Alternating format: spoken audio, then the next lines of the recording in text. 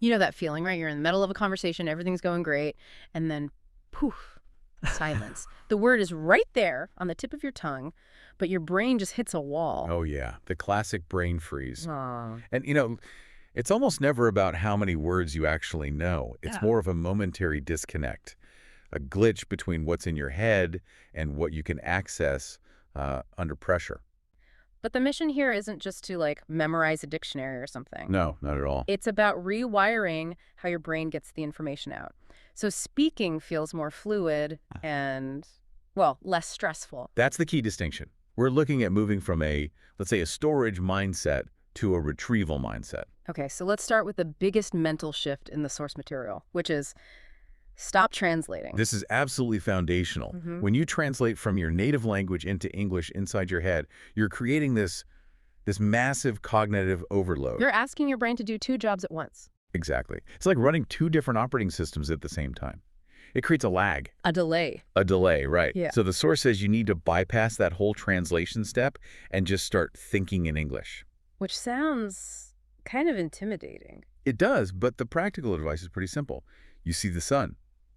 Instead of thinking the word in your language and then converting it, you just look at the sun and think the sun is bright. Ah, okay, so you're building a direct link. A direct neural highway between the image and the English word. The more you do it, the weaker that old translation habit becomes. But what happens when that highway is blocked?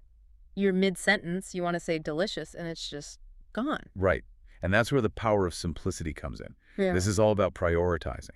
If the goal is just to communicate, then being super precise is secondary. So you don't freeze up. Exactly. You forget delicious, just swap it out for very tasty. You forget huge, say very big. You're just keeping the momentum going. And you're preventing that panic spiral. The source points out that panic is what really shuts the brain down. Okay, that makes sense. If you forget the word umbrella and you freeze, the conversation just dies. Yeah. But if you stay calm and say, the thing we use when it rains, You've communicated. You kept the connection alive. you kept it alive. That's the whole point. Okay, so to get better at this, we need active habits. I really liked the mirror technique that was mentioned. It's a classic for a reason, isn't it? Yeah, you spend just 2 minutes a day, look in the mirror and ask yourself, what did I do today? And then you answer out loud. The value there is that it's low stakes. There's no social pressure. Right, no one's judging you. You're just training your mouth to move and your brain to retrieve words without that fear. It builds the muscle memory of speaking. And when we're adding new words to that muscle memory, the guide is very clear that just, staring at lists is a trap. A total trap. Huh? The brain isn't a computer hard drive. Yeah. It doesn't store information in neat little rows. It's more like a web. A web, yes.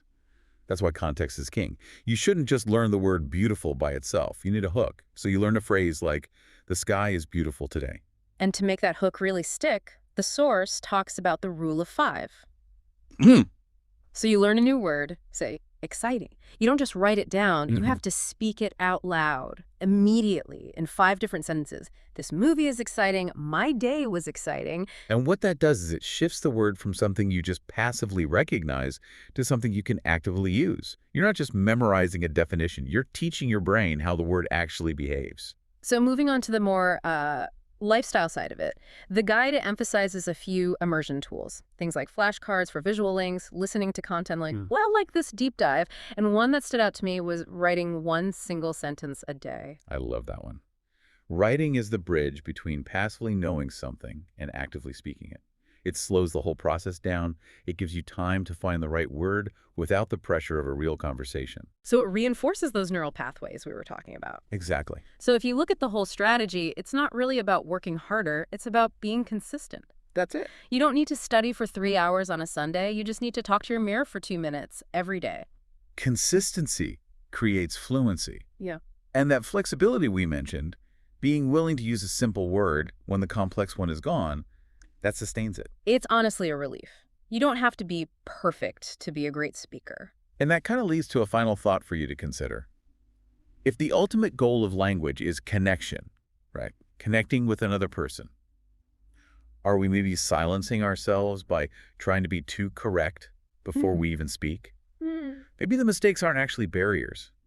Maybe they're just part of the bridge. Don't let the perfect word be the enemy of a good conversation. Thanks for listening.